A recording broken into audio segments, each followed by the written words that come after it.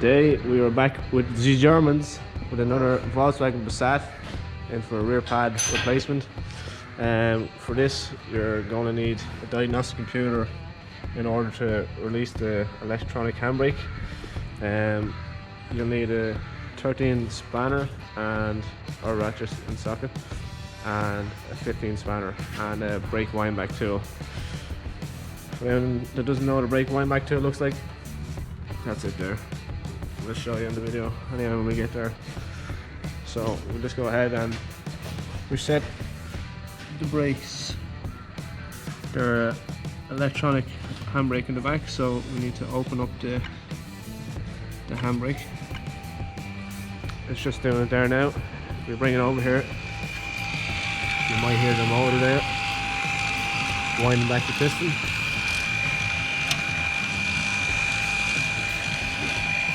You just have to wait till the motor stops. Just stop there. I'll show you there where the bolts are about. You have your 13 socket here, and you'll need to fit a 15 spanner just in here. And you just open this one, and then you have one on the bottom here as well. Your 13 here and your 15 here. If you don't have a 15 spanner in here, the whole thing will just spin and it won't come loose.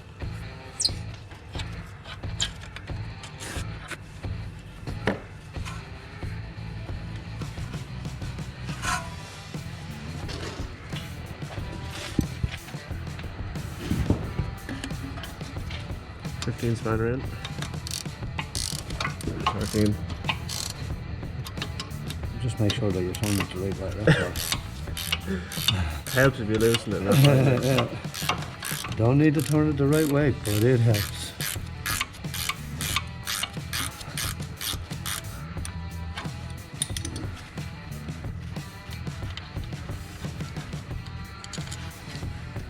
Now, once you've the two bolts removed, you'll be able to remove the caliper.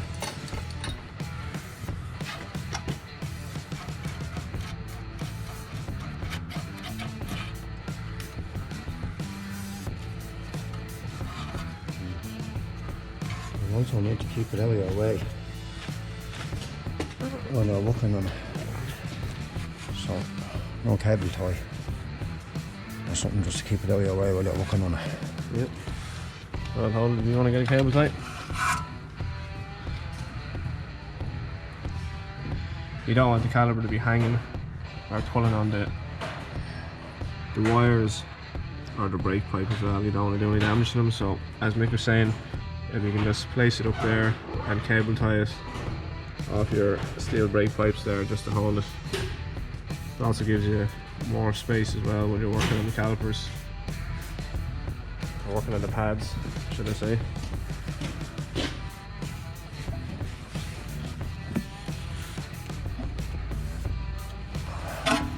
You don't gotta do it, but it helps.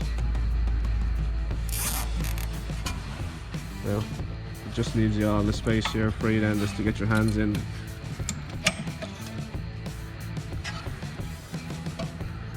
Might be a little bit tight just coming out. As you can see, the pad just sits onto these sliders here, and you have one up above as well. They'll both need to be cleaned when you're putting the pads back in. So we'll just go ahead and do that now. These can pop off, and you can get a wire brush. And also in behind the clips as well, they can build up corrosion and brake dust as well. So you'll need to clean that off as well. Otherwise, it can cause that it'll push the clip up, and it'll be a lot tighter to get the pad in, and it can cause the pad to stick then and leave the brake kind of half engaged when you don't want it to be. So you just get a flathead screwdriver and just scrape it off. You can see all the dust that's coming off there and the corrosion.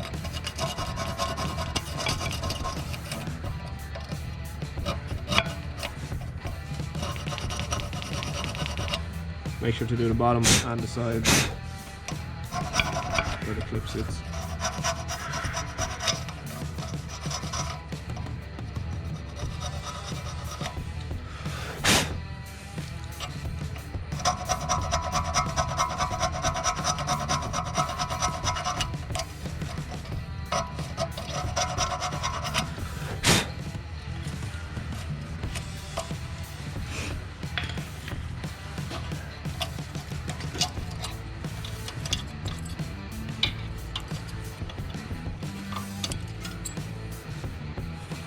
Again, you need to repeat that on the top, or on the bottom should I say, and the top, and it's the same on the inside as well. I'm going to show you.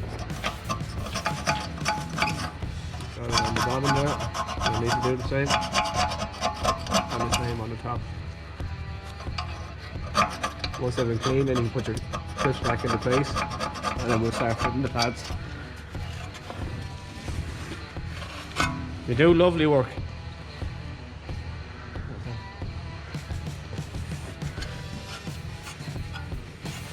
The candle. Oh.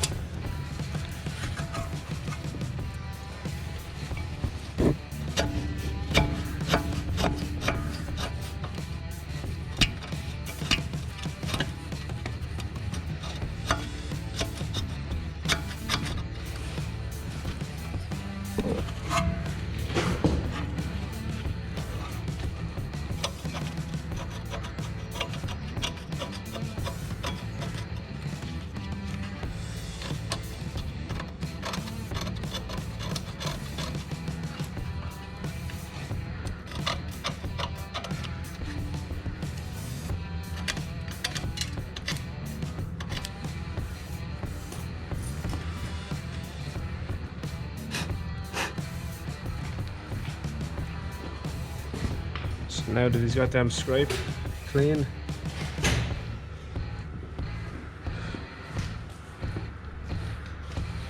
just put a small bit, just a small bit of copper grease in it.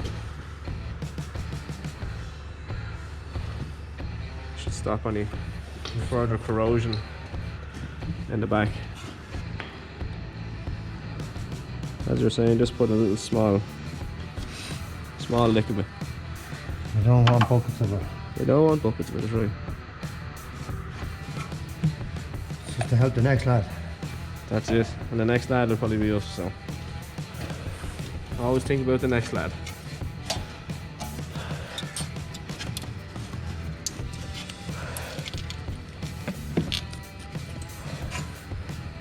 Just when you fit the clip as well, you want the clip to sit central to the disc here, so you don't want it sitting off to one side, otherwise it'll be rubbing off the disc. So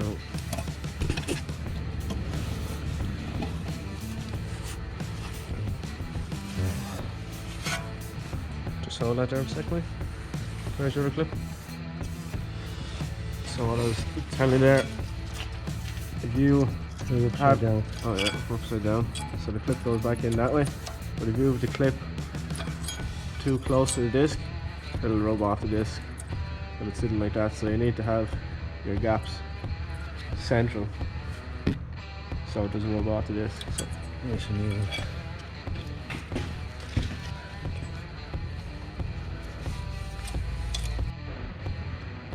So we now have the first pad in.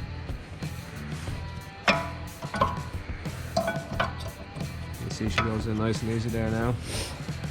Like we were saying, it just needed a bit of a rubber foil just to get the paint off.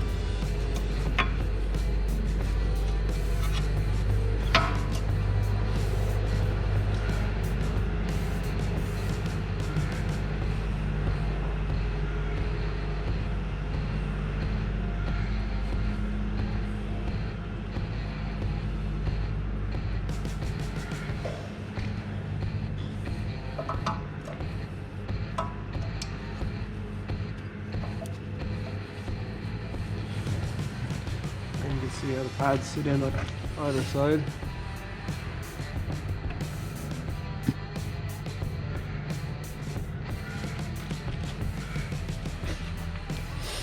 Now we'll just push back the piston now on the caliper. We'll need a multi-grips for this. Multi-grips, yeah. We actually don't need the wind back tool for this. On some models you will. Basically a wind back tool is sometimes the pistons need to be rotated at the same time while you're pushing them back in, but on these Passats here you'll just need a multi-grips. You just want to show the multi-grips, Nick? Dinosaur. That's what you want. Yeah. So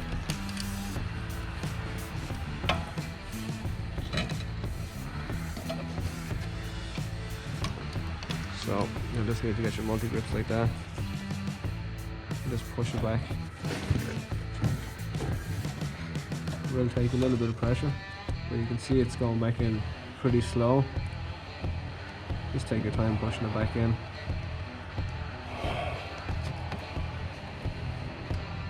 Now that's it. You can also see that your rubber looks pretty puffed up there around the edges. That seal, when you push the piston back, it should fall back in. So you might just need to get like a little screwdriver and just open up the seal a small bit. Or sometimes just let the air out. Even it's where Mick just running his finger around it, that actually just pushed the air out, and you can see how the seal is retracted back into place. That's how it should look when it's pushed back.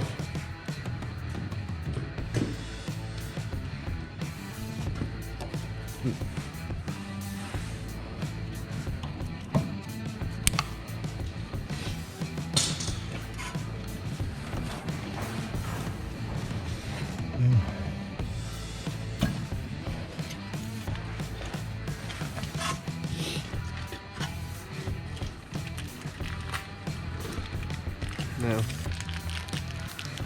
more Christmas presents. huh? More presents. Pretty crappy present, I must say. Huh? You can see on the new bolt there. You just want to show them, Mick, up to the camera. See the blue Loctite, what we were talking about earlier on. You can see it's actually gone off the old bolt, and the new bolts come with a fresh bit of blue Loctite on it. Again, it just helps it from the vibrations and all, just to keep it fixed into place.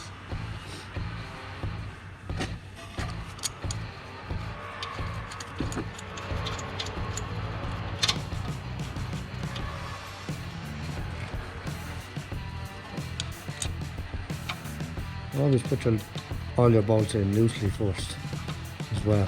Don't try and send them all home one by one.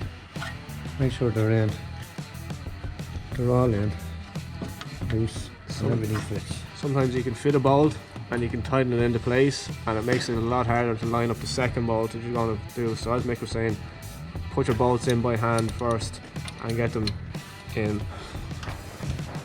Also with the Loctite as well, if you're putting them in by hand, they'll only go in so far up to the part where it has the Loctite, and it'll be just a little bit tight then. So, like we said, just get it in by hand up to the Loctite, and then you get your 15 spanner at the back and 13 at the front. Again, I'm not sending them home until I have both of them home.